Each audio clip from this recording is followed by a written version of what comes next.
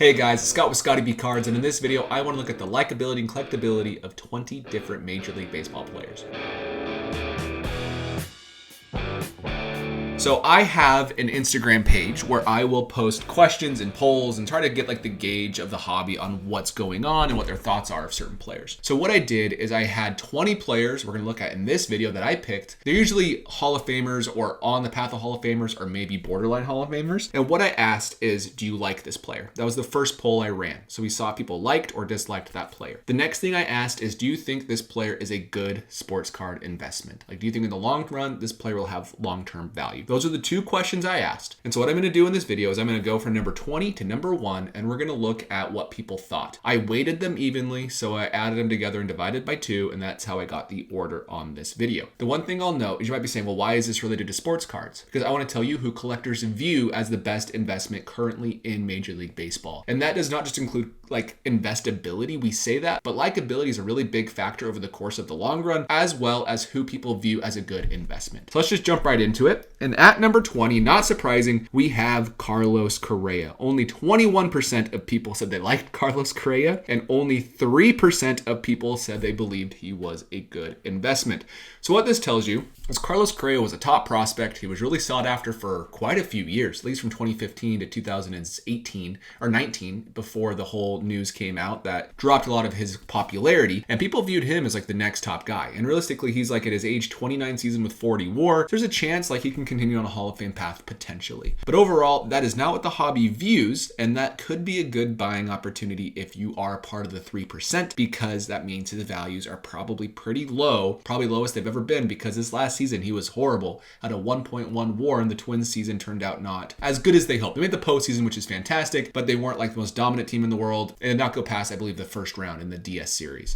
So overall, Carlos Correa is number 20. At number 19, not surprising, we have Jose Altuve. I disagree with this ranking. I actually think Jose Altuve is a better investment than the 11% said. I would actually argue that he is much, much better because he's a fan favorite of the Astros. He is on a Hall of Fame path right now. So I do disagree with this ranking. I'd have him much higher myself than number 19. But that is where people view him. Only 23% of people said they liked Jose Altuve. I really like Jose Altuve. I know he was involved in the scandal, but he apparently did not cheat. So that is number 19. At number 18, we have Francisco Lindor. People really liked him. People liked him more than I anticipated because he went to the Mets, and there was the whole like thumbs down thing that him and Javier Baez did a few years back when Javier Baez was on the Mets for that random couple months. And on top of that, he wasn't a Guardians player or Indians player, and now he's on the Mets. Switching teams can be hard for likability, but people like him. But he's not investable according to people.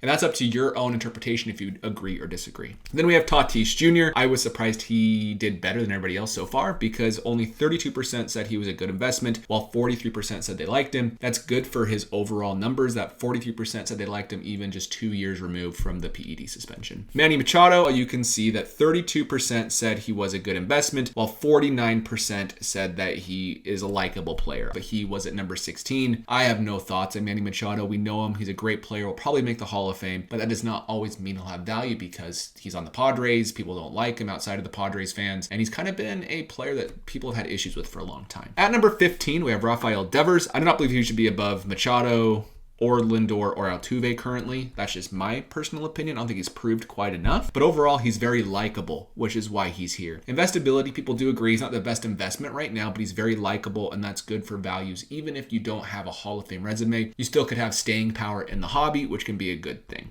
Then we have Jose Ramirez. I think Jose Ramirez is underrated. Only 21% of people said that he's investable. I disagree. I still think he's on a Hall of Fame track. I know it's early. I'm not saying he's a Hall of Famer now. If he retired today, he would not make the Hall of Fame. If tomorrow he wakes up and figures out how to hit a baseball, he will not make the Hall of Fame. But if he ages like a normal Major League Baseball player, he's only 30 years old with like 46 or 47 WAR, he should get there. He's like about 13 to 15 more WAR to be considered, a borderline Hall of Famer. Not like a guarantee, but because of the fact he was on a single team his whole career with Cleveland, I do think that helps his values. I think people will chase him. So I think the investability score of 21% was a bit low, but overall, that's number 14. At number 13, we have Bo Bichette. You might say, where's the other photo, Scott? Why is there only the investability poll? I forgot to include a screenshot. But overall, 81% likability, 28% investability for an overall score of 55. Again, I don't really agree with that myself, but I'm biased to some of these players. So that is what my audience thought, and that's why he's this high. I personally would have Ramirez, Machado, Altuve, and maybe Lindor above him, but overall number 13 is Bo Bichette. At number 12, we have Yordan Alvarez, very likable player, which is interesting because he was not a part of that whole scandal that happened. It came out in 2019. He debuted in 2020, so he has none of that on him. And I think people actually like Yordan Alvarez in general. You can see more than a large majority agrees with that. But I still think his investability is low. I don't know if I agree. He's good. He's really good. If he can just stay healthy, and maybe that's the main thing is health, he could have an amazing career. He's showing in the postseason year after year, plus the regular season. He has some great numbers. In 1 year, we might just see some stupid numbers from Yordan, like some stupid numbers. But that's number 12 with a 58% score. Then we have Paul Goldschmidt. Likability is really high. I like Paul Goldschmidt. And collectability or investability is a little bit lower at 32%. I think that should be a little bit higher because Diamondback fans love Paul Goldschmidt. I don't know if Cardinals fans love Paul Goldschmidt. They like him a lot, for sure. He won an MVP with their team, but he was like a Diamondbacks star and maybe might go in the Hall of Fame with a Diamondbacks cap. Who knows?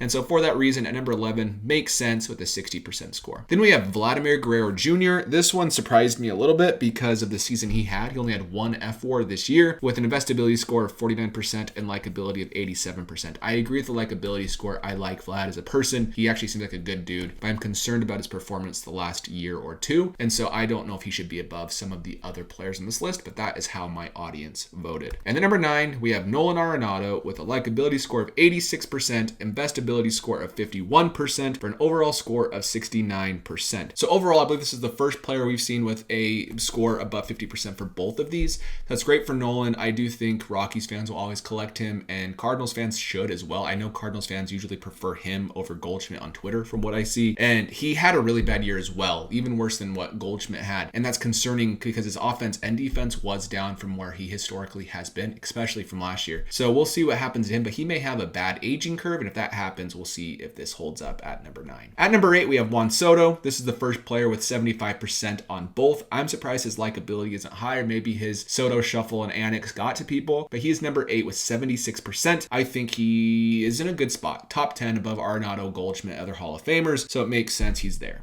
At number 7, we have Aaron Judge. Aaron Judge is a stud. His likability score is 75%. His investability is 78%. So people actually think he's a better investment. They just don't like him. And that is, I believe, one of the first players we see the investability score be higher. But with Aaron Judge number 7, 77% is really strong. So we're predicting he's going to be one of the 5 or 10 players from our era who's actually going to have value in the future. Makes sense. New York Yankee, home run record in the AL.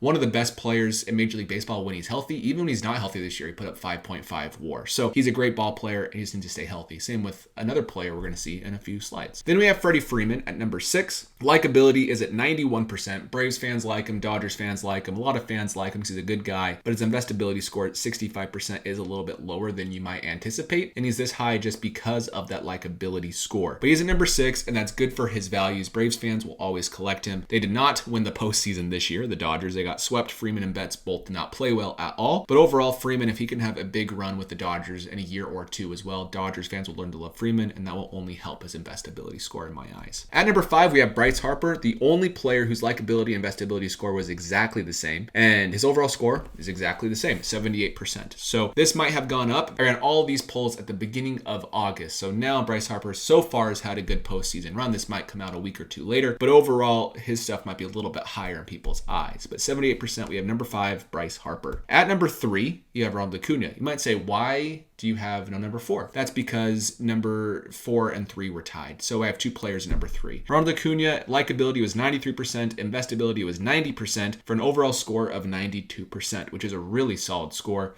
I can't argue for or against this. I think overall he had a fantastic year. Beat expectations. He had these high promises as a top prospect. We saw flashes of it. And in the last few years, he was hurt, and then he wasn't as great because he's coming back from injury. But now he's back and will win the MVP. He hasn't won it yet, but he will win the MVP. 100% certainty in my eyes, and it makes sense he's at number 3.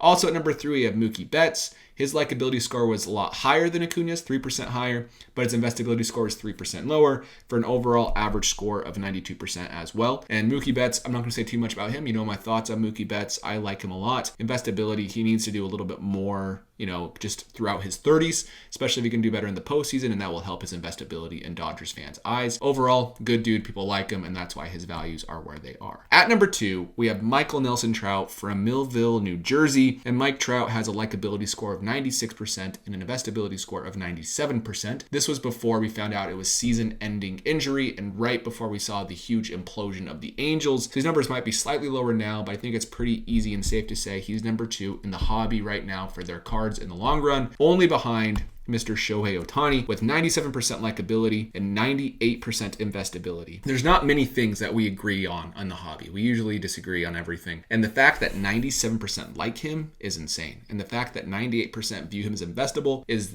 insane. So I think that's going to be good for his values long term. And overall, I wanted to share this list with you because it might help you with your sports card buying decisions on any given player on this list. Let me know in the comments below if you agree or disagree with the rankings. They're not mine. Don't attack me. These are from viewers and what they said. But let me know who you would change and who you might want to see in the future on this type of list. Other than that, I will see you in the next video.